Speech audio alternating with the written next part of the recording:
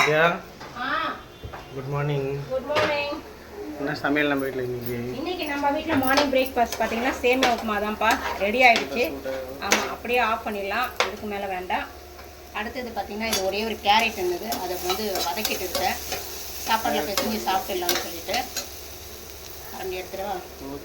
அடுத்தது இப்படியே வாங்க. இன்னைக்கு நம்ம வீட்டில் கத்திரிக்காய் முருங்கைக்காய் பொரியல் வச்சுருக்கேன். இது வந்து வடிச்சாச்சு. இது வந்து பார்த்தீங்கன்னா இந்த சிகப்பு பொன்னாவணின்னு சொல்லுவாங்க. நான் ஃபஸ்ட் டைம் வாங்கியிருக்கேன். அது நம்ம கடையிற மாரி நம்ம கடைஞ்சி சாப்பிட்டு பார்க்கலாம் எப்படி இருக்குன்னு சொல்லிட்டு அப்புறமா நான் சொல்கிறேன் எப்படி இருக்குன்னு. நீங்களும் கடைஞ்சி சாப்பிடுங்க. இன்னைக்கு அவ்வளோதான்ப்பா. சாப்பாடு ரெண்டு வடிச்சாச்சு, இதுவும் ஆயிடுச்சு இன்னைக்கு நம்ம வீட்டில். சமையல் ஆயிடுச்சா? ஆயிடுச்சுமா. இன்னைக்கு நம்ம வீட்டில் சிகப்பு பொன்னாவணி கீரை கடைஞ்சிருக்கேன் பருப்பு போட்டு. பாருங்க.